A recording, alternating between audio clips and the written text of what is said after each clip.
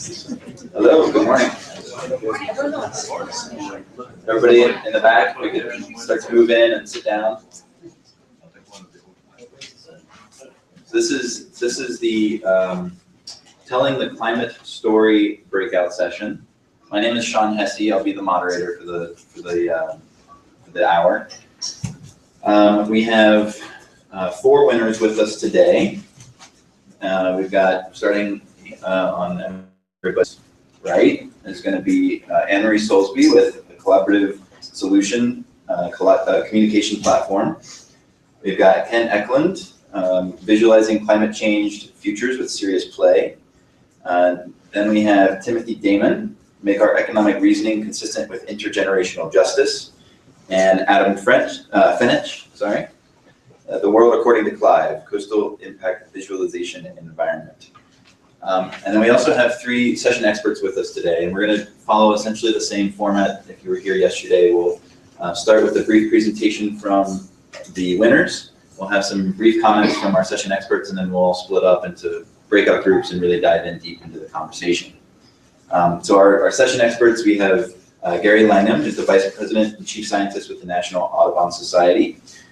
Then we have Catherine D'Ignazio, pardon me again, Research Assistant with the MIT Media Lab Center for Civic Media, and Rebecca Newhall, who's with a Coastal Management Specialist, part of the Coastal Program Office of the U.S. National Oceanic and Atmospheric Administration.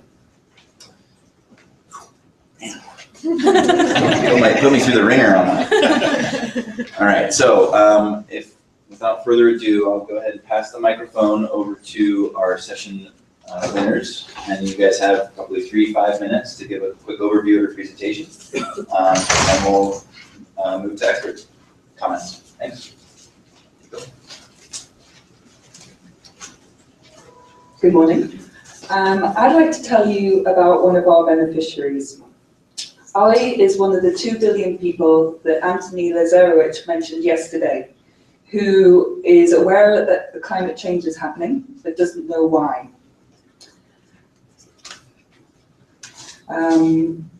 Ali isn't preparing for a catastrophic event. Unpredictable weather changes are impacting him and his community every single day, and impacting them hard. Due to a lack of rain and an increase in new diseases, there's been a poor harvest, which means Ali cannot send his children to school, and there is now hunger, alcoholism, and divorce within his community. Unfortunately, Ali has very limited access to answers to his problems. He can't afford a smartphone, a TV, or even newspapers. However, there is hope. Our platform is a radio program about climate change and adaptations, which provides a unique opportunity to resolve these issues and positively impact people's lives. It utilizes media and technology to increase the access to and flow of climate change knowledge between citizens, governments, civil society organizations, and businesses. By listening to our radio show, Ali is empowered with climate change information and easily replicable solutions that are successful and that he can adopt. Ali will hear recorded interviews with people like himself who are describing climate change challenges, which we have identified by surveying coastal communities. Subsequent interviews feature best practices from our partners who can provide products, projects, and services that will alleviate these problems. And we also include expert advice as well as loans and business services information. We encourage Ali and his community to send us feedback messages with their questions, which we answer in the following week's radio program, as well as mapping online. We respond to those text messages with additional information and encourage Ali to become a community champion, someone that can help others adapt the solutions that he himself has benefited from. We evaluate our survey by measuring the impacts using, we evaluate our platform using surveys which measure the impacts such as improvements to livelihood benefits, the number of adaptation adopters, reduction in environmental impact, as well as community resilience improvement. We have already broadcast pilot episodes of our program and received a very positive response from our listeners. They told us, educate us because that is what we need. Keep on adding content. Keep telling us in detail about environment and conservation. We're now looking for seed funding of $100,000, which will enable us to reach a new climate change audience of over 2.5 million people at a cost of less than 4 cents per listener for 6 months worth of programming, which is fantastic value for money.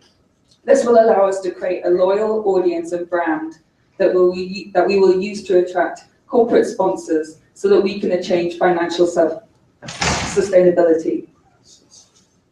We'd also benefit from connections with other organizations, mentors, behavioral change experts, and communication strategists. I'd be happy to talk to you more in the breakout sessions about our self-financing model, our ability to scale and replicate, and our long-term technology strategy. This innovative climate resilience idea has been tested. It works extremely well in Tanzania using the inexpensive and effective method of radio. It will provide the critical climate change adaptation and solutions that are desperately needed. So please help us support Ali and the coastal communities of Tanzania. I'd like to just quickly thank everyone that crowdfunded us to be able to be here today, including everyone who supported at our fundraising event, to NOAA for sponsoring the project, and to MIT for organizing everything today, to all of our supporters over the past 4 years to enable us to get here as well, and to Ali for telling me his story. Thank you.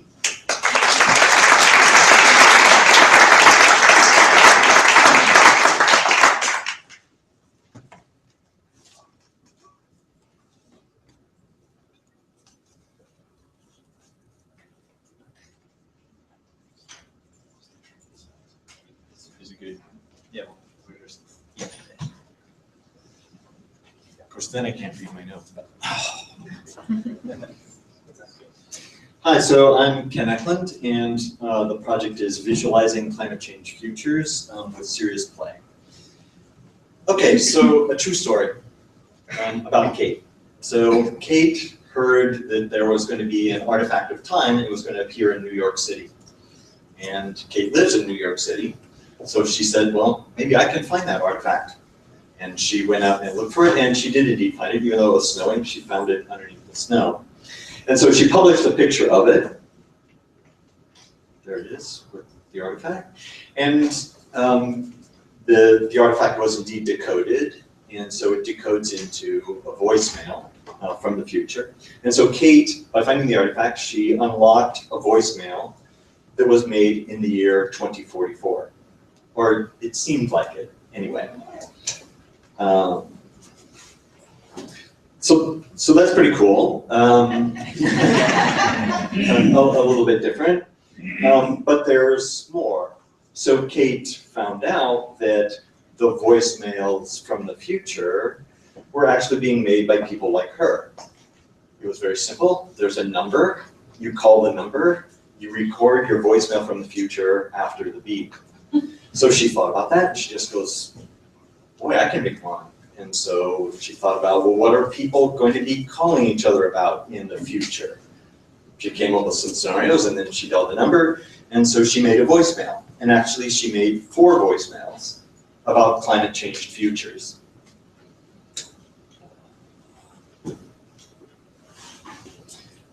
So, like I said, this is a true story. Sorry, I lost my thread. Oh, and well, you can hear essentially Kate talk about this experience on NPR. They interviewed her essentially about her experience. And because, of course, when you think about it, her experience is pretty utterly amazing. You start out with someone who is utterly uninvolved with climate change, who is not a member of the choir. And then you end up with someone who has thought a lot about climate change and who has expressed her thoughts in the form of voicemails. So like I said, a true story. So the interview that you hear essentially on NPR is her talking about, playing Future Coast, the game.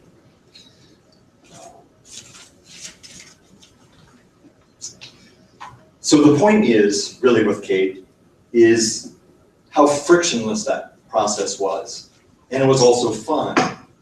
And what did we do? It was really pretty simple. We listened. That's what we mostly did. And so those are three words that I just don't hear very often in climate change conversations, right? That's frictionless, fun, listening. So, sorry, I'm just having blank moments here. Future Coast is really addressing the layer of narrative in climate change. And so this is the layer which is above the data, right? The human story. And the narrative layer is just so important for action. I can't hardly even begin to tell you, is how people make sense of the world, right? Is through story. So, like I said, this is a true story. We've run our pilot of Future Coast, which is how we met Kate. And so now we're looking to essentially scale this project. So we're looking for a funder who wants to go big with something, national, international, very democratic with it, and a funder who just realizes how important being an inclusive narrative is to making change in the current narrative about climate change. And so I'm also asking all of you to essentially be ready to join in when we do scale. Because each organization here, you all have people who are essentially just like Kate. What she wants is she wants a frictionless way in. The people want a frictionless way in. And they want something which is indeed an invitation to hear stories about climate change futures and to contribute their stories about climate change futures.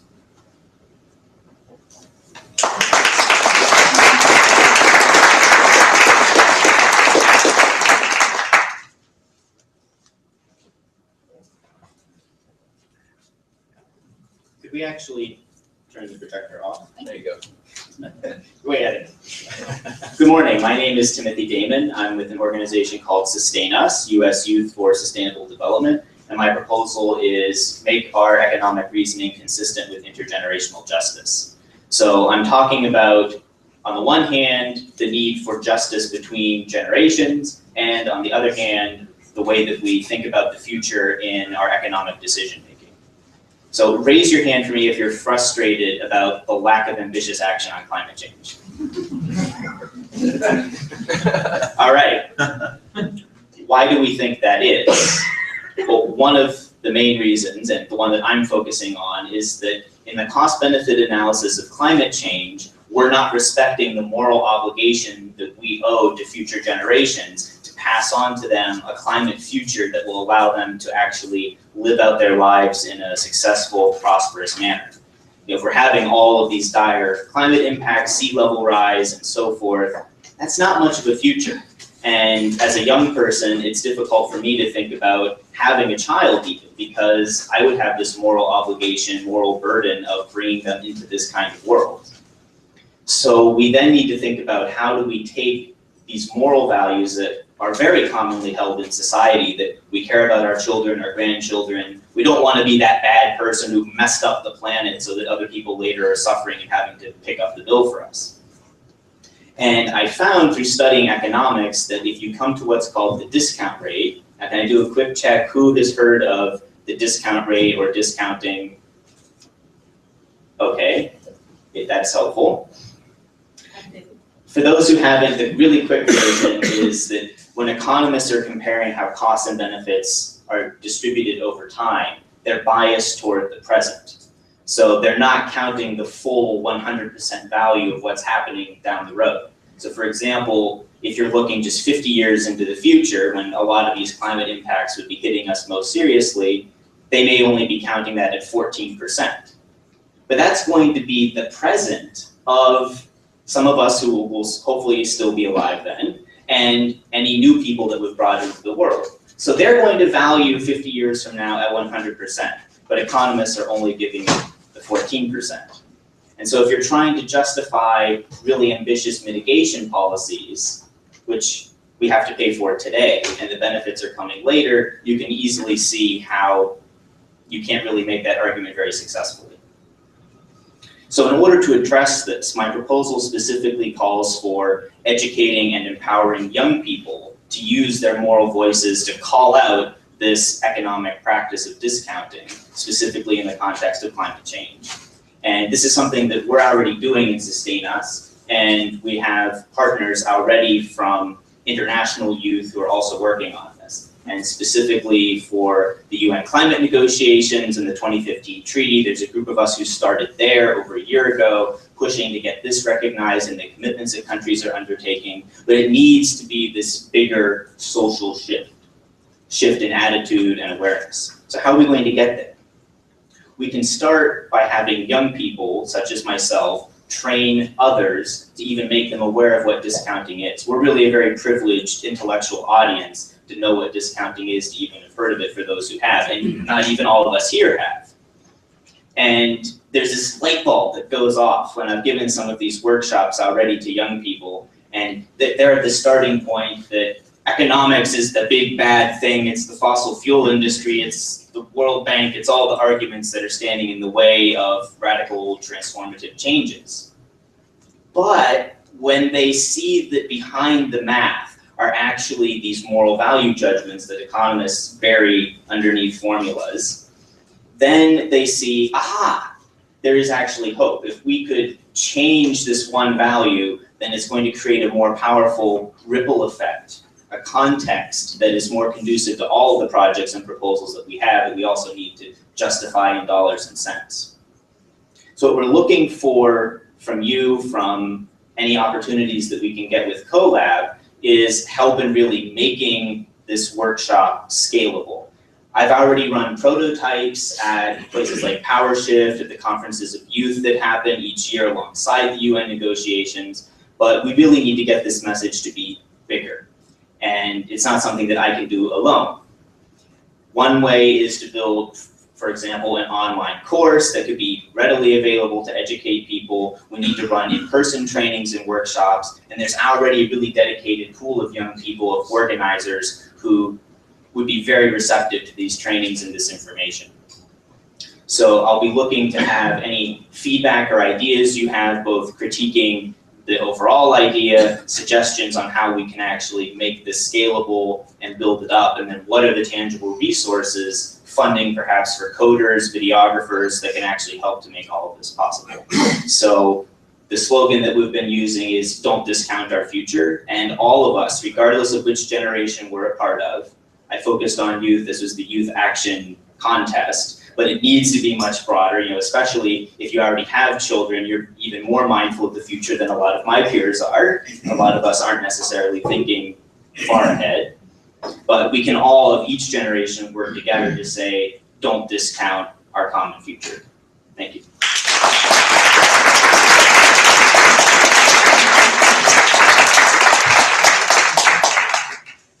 Good morning, everybody. You've met Ali this morning and Kate. I'm going to introduce you to Clive. Clive isn't a real person. Clive is a video game that mobilizes communities to adapt to climate change. Before I begin, let me introduce myself. I'm Adam Fennick. I'm the director of the Climate Research Lab up at the University of Prince Edward Island, which is up in Canada. I want to recognize two young men, if you could stand up, please. There's Andrew Dwaral and Alex Chen, who are the real brains. They're the ones that conceptualized and programmed.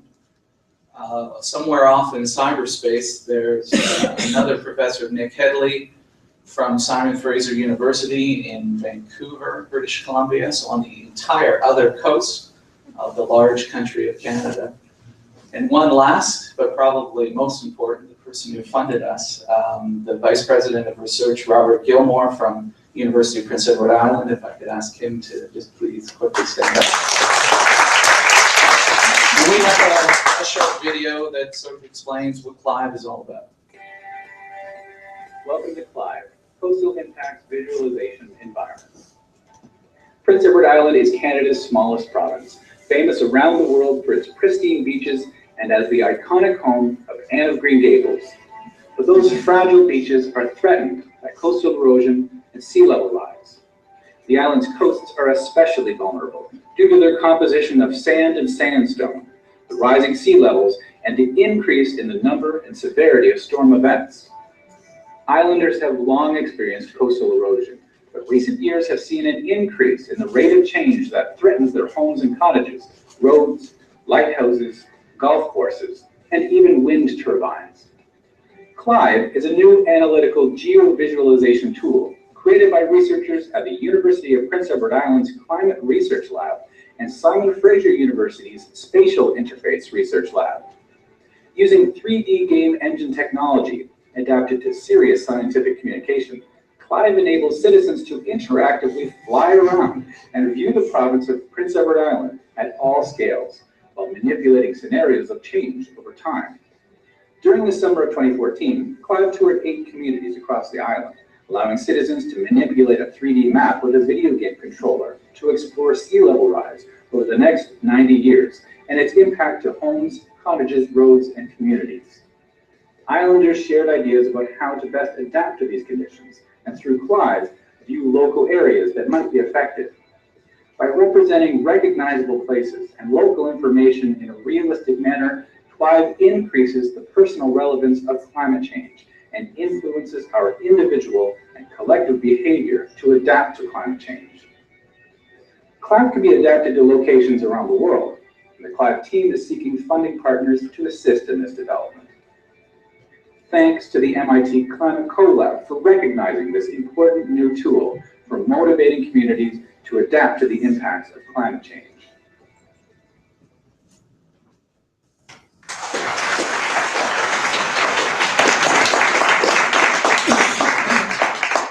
All right, thank you. So I'll just pass the mic down and get some quick thoughts from our session experts, and then we'll break up into the breakout groups.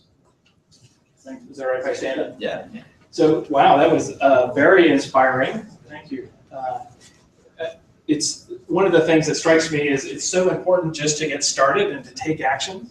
I think, as a climate community, can be overwhelmed with the fact that we have to come up with a global solution before we can take action, and it's inspiring to hear of all these creative solutions. Some of the themes were that they meet people where they are with the information that they need. Using technology to do that in really smart ways, and then just basic innovation. So yes, so thanks for those inspiring. A few other comments, if you don't mind. You guys don't mind. So I was particularly struck with Anne-Marie with the use of technology that's not very expensive to reach a huge audience. That efficiency, that economy of scale, was so inspiring to those. And then using kind of old school technology with new school technology, some texting to let them have their voice be heard, so that you make sure it's relevant. When Ken stood up, I could see that he had his chronofact in his back here, and at first I thought it was like a slide rule or something. I said, well, we're at MIT, so. But that was amazing to think of that, reaching a whole different generation of folks who would find that puzzle so intriguing. So I hope maybe we can pass that around later when we break out. I'd love to see it. Absolutely. And then reaching a younger audience is so critical. So I'm a scientist with Audubon, and I get to give very wonky talks about boosted regression trees and Bayesian hierarchical analyses and things like that. But I will tell you that I know the secret to reaching my audience is not any of that, but rather when I talk about my 6-year-old daughter, Phoebe, and how everything that the models show is going to happen over her lifetime, and our collective responsibility to stand up and do something, so that 20 years from now, when that generation asks all of us, me included, when it was clear, the science was in and it was clear this was going to happen, what did you do in your life to make the world a better place for the coming generation? So activating that younger generation, the kind of the flip side of that is super inspiring. And then finally, I love Clive here, seeing the Zooming interaction with the really quite dramatic sea level rise stuff. That's pretty intense. So thank you all. That's great. Yeah, I mean, probably just echo a lot of the comments.